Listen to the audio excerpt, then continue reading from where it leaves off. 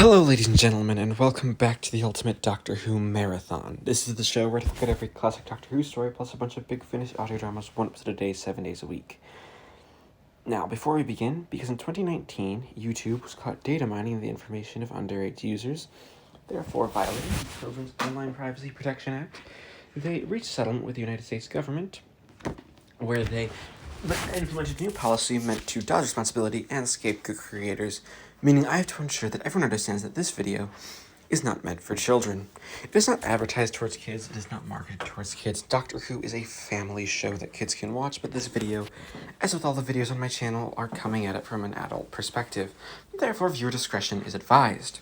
That being said, it is the 13th of January 2021, and we are starting a look at Three's A Crowd, the next Fifth Doctor Perry and RMM audio, and one that, okay, you're gonna actually have to take a little bit of time with, because it's an audio that is oddly relevant.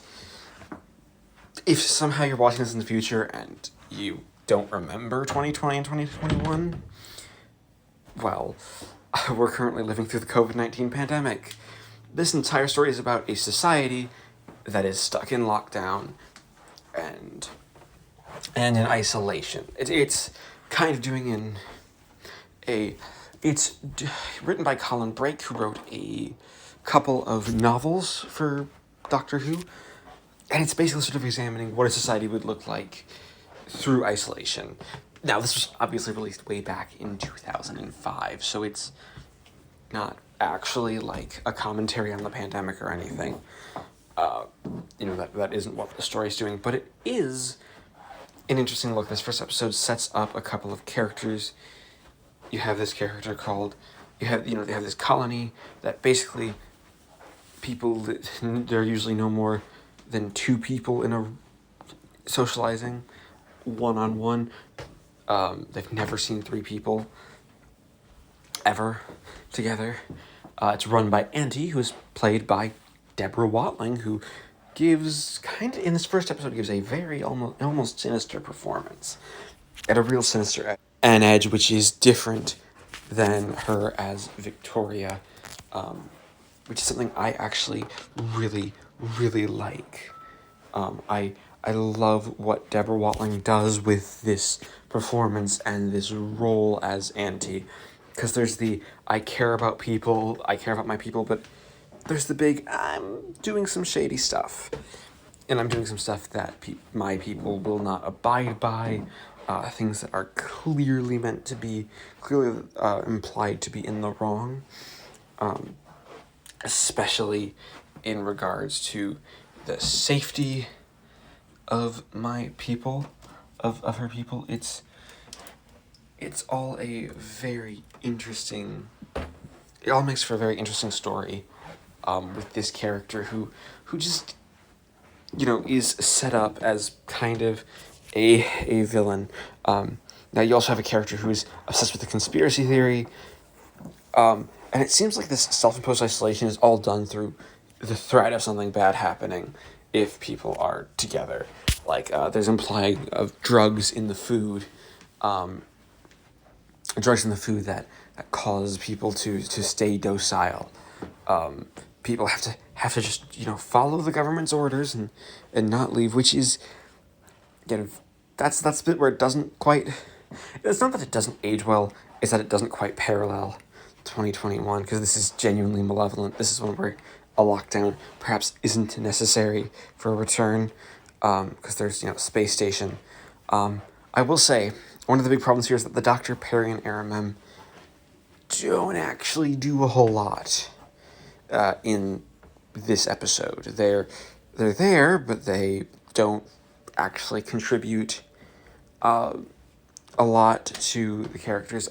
There's some nice character building moments at the beginning, especially with RMM coming right off of the roof of the world. There's an attempt to make it actually the roof of the world actually matter a lot to RMM, which I can respect. It's definitely a good choice to have RMM actually be affected by her experiences in the previous story, especially when it comes down to what a lot of this story is meant to be. However, this is definitely not, a perfect episode by any means. Again, not having the stuff with the Doctor being front and center and being right in the middle of everything, in the middle in the things.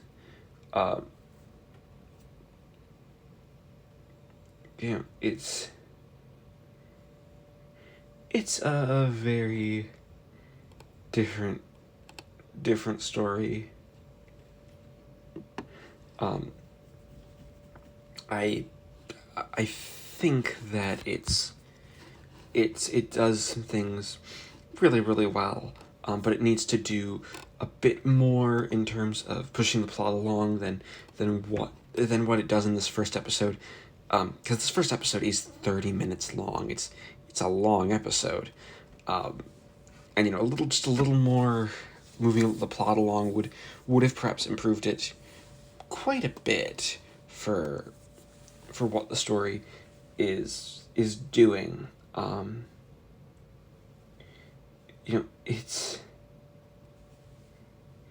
It's a very very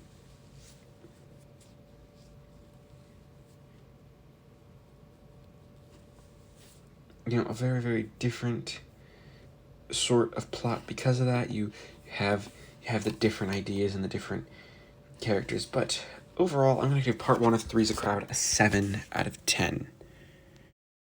Okay, it is the 14th of January 2021. I just finished listening to part 2 of Three's a Crowd. I have thoughts on this episode. It's a bit of it's not quite an improvement of the other one. There's still problems, mainly pacing problems, especially with this story. In general, it seems to be going at an almost glacial pace in a lot of ways, because this is an episode where we kind of get answers, at least the listener gets answers, and that is that there are reptilian aliens with a queen who have eggs that are hatching, and the cliffhanger reveals that there is, a martial reptile with basically a bunch of colonists in cold storage. These colonists then being his larder, which he plans to eat, because that's what you do in a larder. Which is a gruesome image, but it kind of does, and it comes out of nowhere, so it's a nice, shocking cliffhanger. For the characters, at least. We kind of have the idea, okay, there are aliens behind it. I perhaps would have moved the first scene with the queen of the aliens to part 3, specifically so then listeners wouldn't have had to at least be aware of the aliens until that point. It's like, oh, there actually are aliens, because a lot of this plays up the conspiracy aspect. Remember, Lorac's friend, who is a conspiracy theorist. Now, of course, he's actually correct about what is going on in this colony. That they are in fact feeding the colonists and not actually sending them back to their lives or to do anything good. But we don't need to. That should have been the cliffhanger, and it works, but it just doesn't work as well as it could. That seems to be an issue with Brake's writing, is that it doesn't. It's good. It's okay, but it just doesn't go far enough into being as good as perhaps intended. Because this is a story where you have the stuff that isn't as good as intended. I will say I like the whole social isolation and stuff. Erima imports into Bellip's room, and she's turns into a complete nervous wreck, almost has a mental breakdown.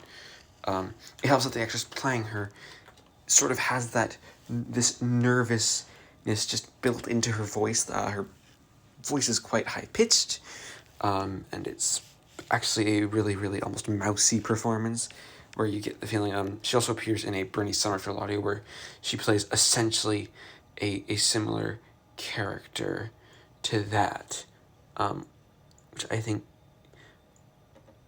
think is a great choice, to give this character this just real sense of quite, danger, and just the whole idea of this character being in danger. Now she disappears and she gets captured and carted off screen, basically. So we don't have to deal with her after this episode, which, okay, could have been handled a little bit better. However, I will defend the decision because it at least is a decision. It makes interesting sense. It plays with some interesting ideas, and we get to have some interesting casting things, which I will say are very, very nice. It gives Aramem something to do, especially as the Doctor and Perry are together for most of this episode. Now, of course, then the Doctor and Perry are split up for a lot of it. Perry gets to explore, realizes that basically every room is a room with no doors. They only can teleport in, which is, again, another interesting concept. It creates the isolation. He teleports in with Larock, who has a panic attack of having 3 people in a room. That makes him lose it, which is such a weird thing. This feels almost like it should be played for comedy. It's at this point where the Perilous 2021 have actually worn off quite a bit, because, yeah, they were there. They would be there if it weren't for, the fact that this story doesn't want to do a lot of interesting things with it. It doesn't do an interesting thing with the premise. The Doctor has some standard conversations with Auntie, and Deborah Watling and Peter Davison have some nice chemistry. However, it is something that I feel would have been better, with some more tightening up. This episode runs 27 minutes. That's kind of long. Feels a bit long.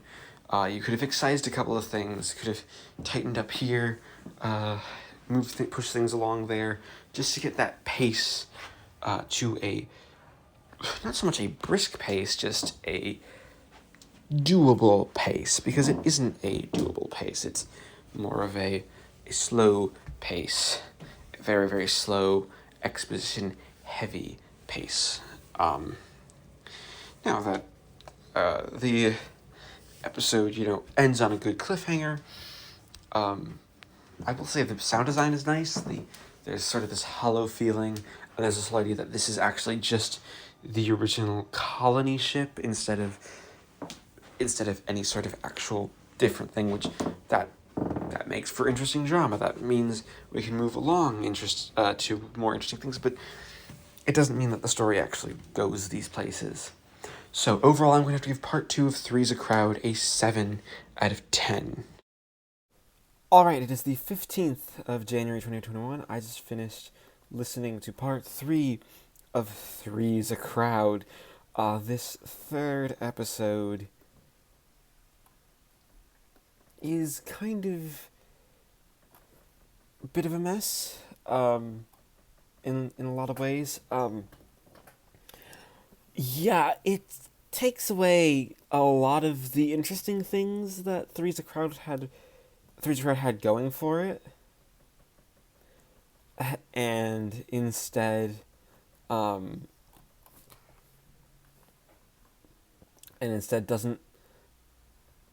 replace them with anything. It just sort of turns this story into a kind of a standard Doctor Who story, telling a plot that we all kind of have already seen before. There isn't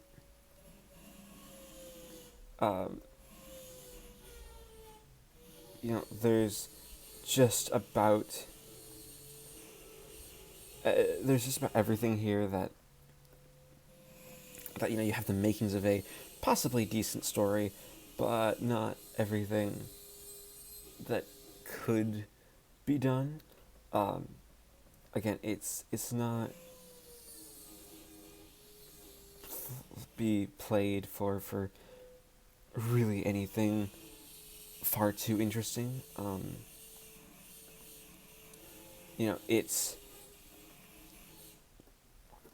It's just kind of a lot of stories that are just there, like, oh, we have an interesting thing.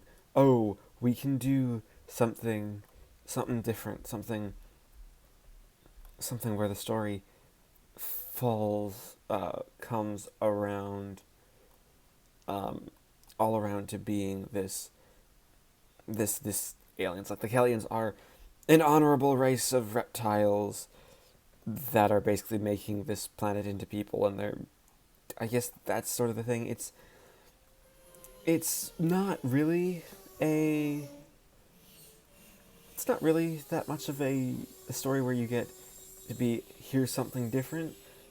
Um, I mean, it's fine enough. Like, there are definitely worse stories out there, but it is one where you really do get the feeling that this could have been, and possibly should have been, something better and a bit more of a different thing.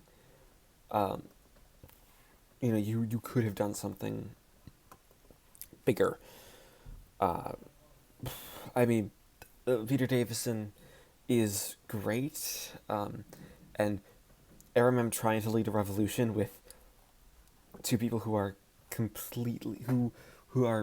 completely unable to actually be revolutionary. They're just dudes, um, who don't quite know what they're doing. Is fun, um, especially because this idea is that this is a colony on the verge of collapse. Uh, which is already a good it's a good way to do this story. You to put this colony on the verge of collapse. Um, it's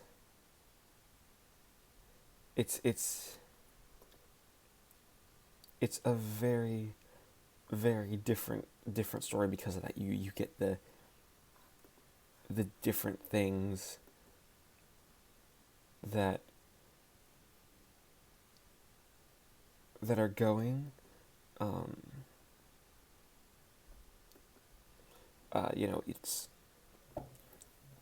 it's all meant to be this different sort of stylistic plot,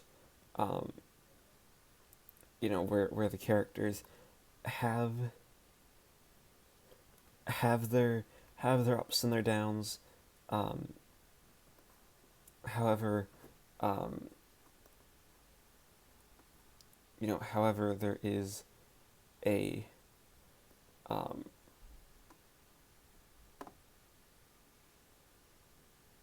there is a different sort of story there. Um, that could be interesting. Uh, it's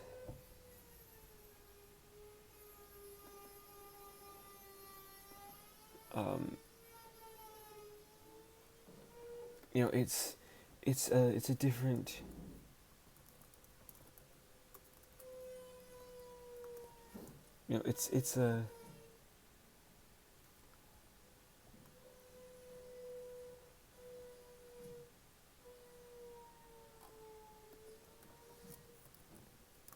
it's a it's a different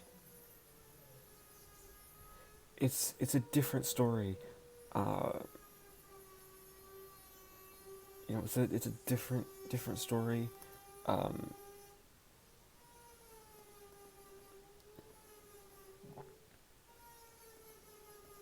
it's a different story that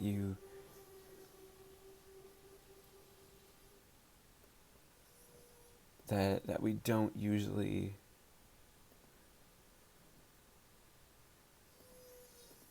that you don't usually have. Um, you don't have something different. Um, it's just something that is there, um, creating this different story.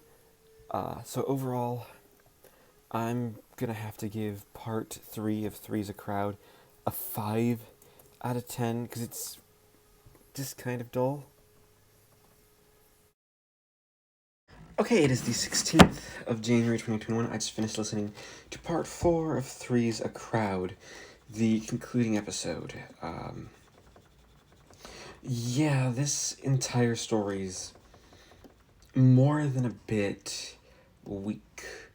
By that I mean it's actually fairly weak. This is a story where you don't really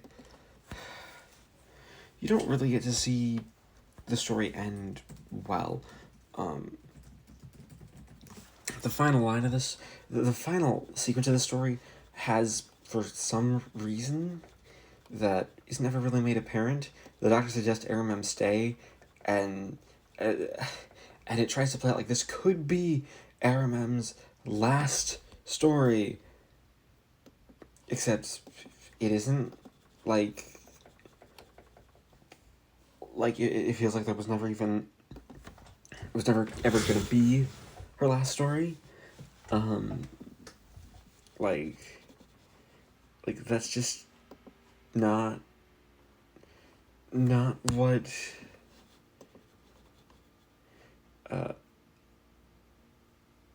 not one of those not one of those people where one of those things where you get to see the story doing anything. It's just kind of there.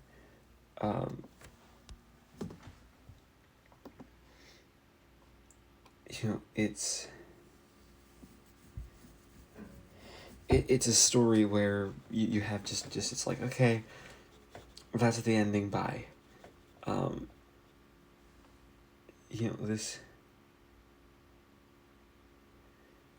This is just one of those weird stories because of that, where you don't get to see the story end well.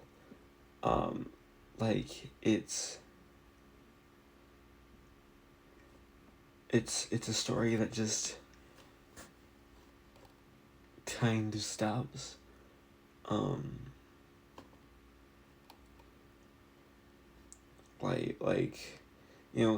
And he sacrifices herself so Deborah Watling can go out in sort of a blaze of glory, which is kind of a last minute redemption.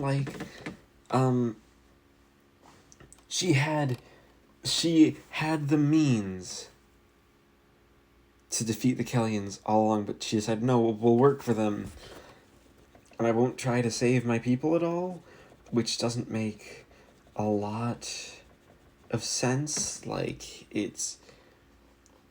That's not really a good motivation for a character. Why would this character then decide, okay, I'm suddenly going to try to save all these people, even though this is, not something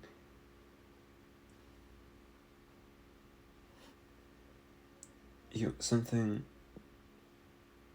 that the story is should be doing. It's a story that just sort of just kind of exists, but doesn't really do anything with its ideas. There's this whole bunch about how the society needs to be rebuilt and remade, from the ground up. But of course, in rebuilding that story, you don't get to see a story that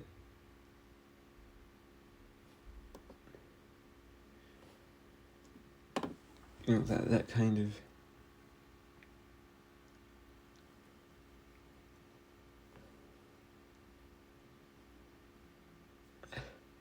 it's not really like the story, like it's not like the story ends somewhere. It just sort of is like, we're stopping.